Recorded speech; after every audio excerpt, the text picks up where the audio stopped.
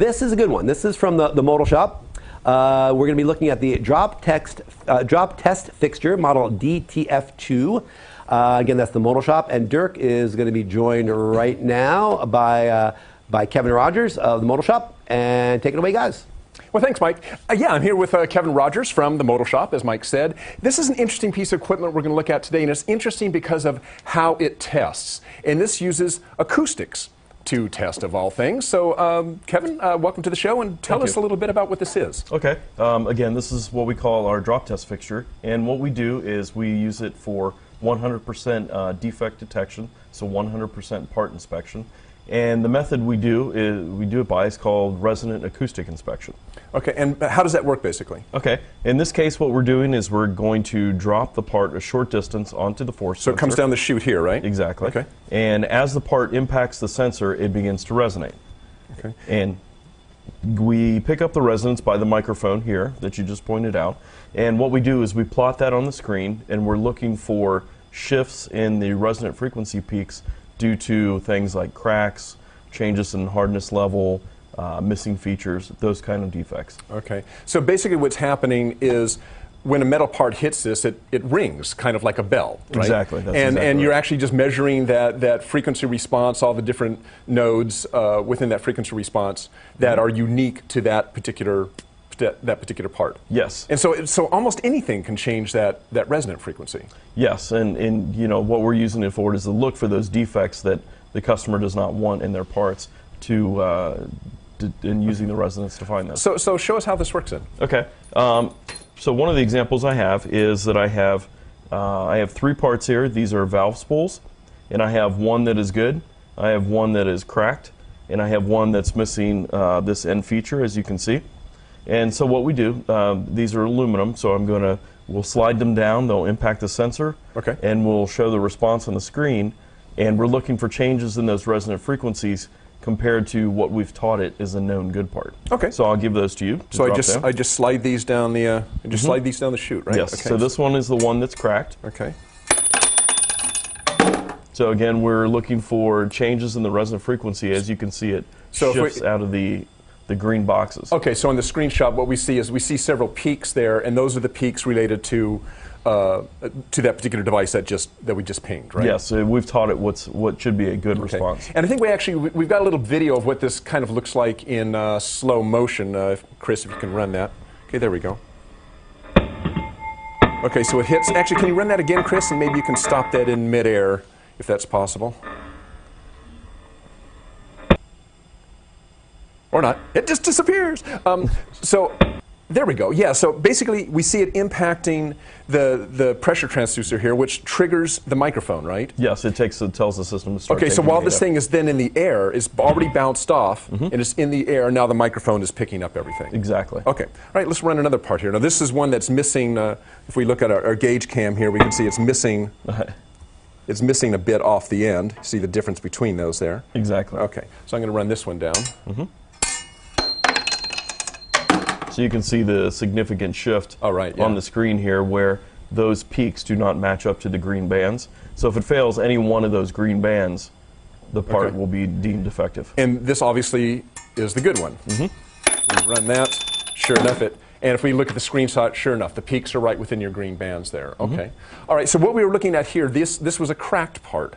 Okay, so we also, we have a heat treater part, right? Yes. So in order to switch to a different part, all I have to do is stop the program and then just load the file for the other one. And again, we've already established what is a known good part on this. Now, how do you train a part? How do you get this to recognize what a good part is? What we would typically do is run through, say, several hundred known good parts, those that have passed a separate inspection, and teach it and overlay that data to look for differences between the known good and the known bad.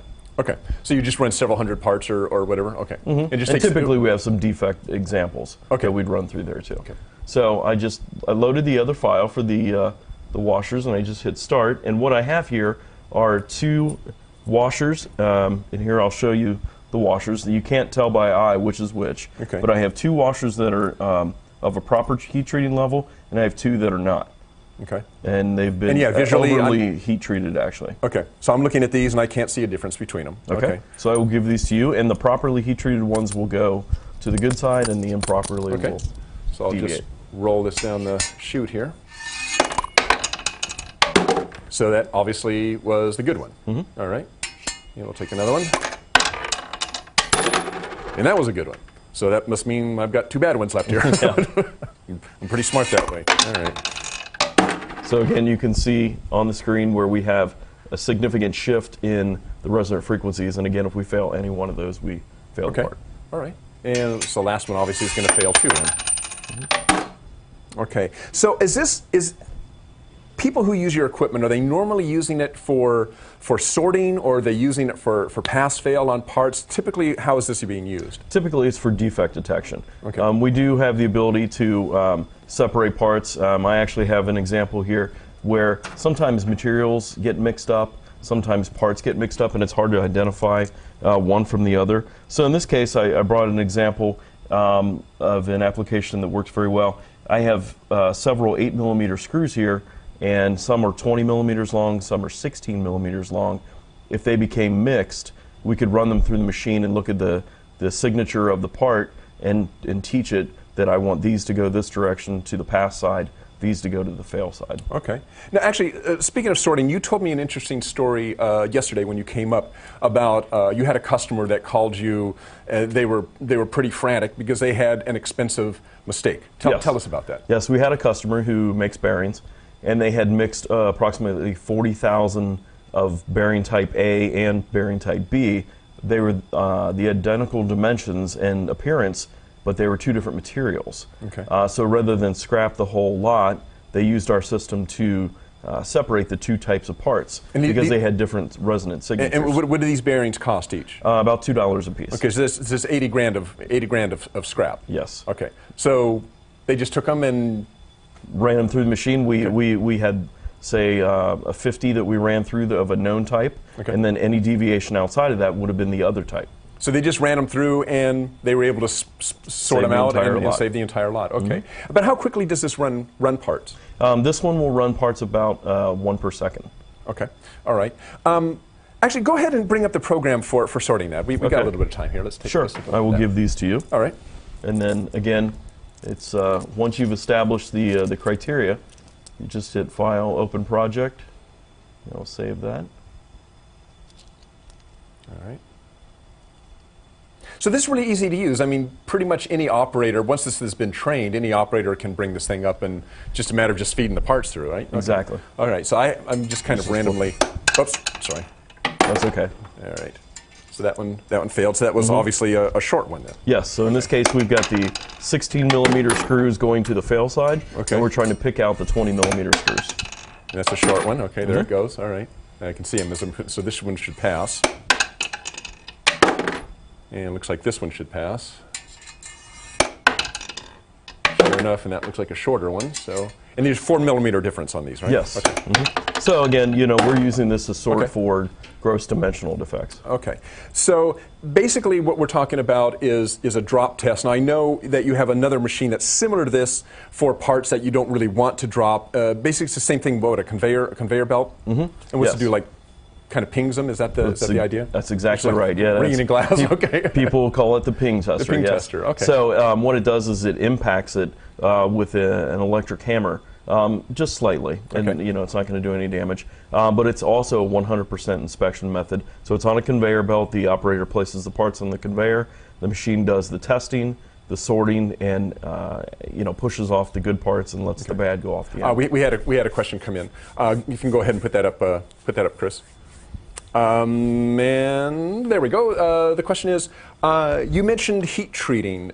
Can you detect a part that has been improperly heat treated? What we looked at here, I guess, was one that was not heat treated versus one that was. I guess they're looking at something that's been heat treated but maybe not completely?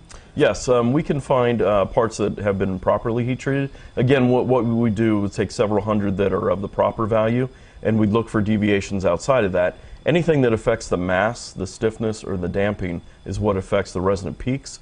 For the heat treating level, we can typically find values exceeding a Rockwell C scale of 5. So if your range was between 40 and 50, Once you go above the 50, we can separate those out and below 40. Okay. For example. Okay, that's not bad. So what's kind of the cost range on this?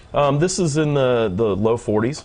Okay. And then the fully automatic system would be in the low 70s. Okay. Well, Kevin Rogers, the Modal Shop, thanks for bringing this by. Interesting piece of equipment. Thanks for having me. Okay, sure. Back to you, Mike. Well, there it is. Yes, the Modal Shop drop test fixture model DTF2 from the Modal Shop. Thank you, Dirk. Thank you, Kevin Rogers, for doing that. Kevin, great guy. Despite being a University of Cincinnati Bearcat fan and alumnus, great guy. Good, Despite that. Good time. Well, I'm a Rutgers guy. Come on, I went to Rutgers. Very competitive football team. Basketball, they beat us all the time. Anyway.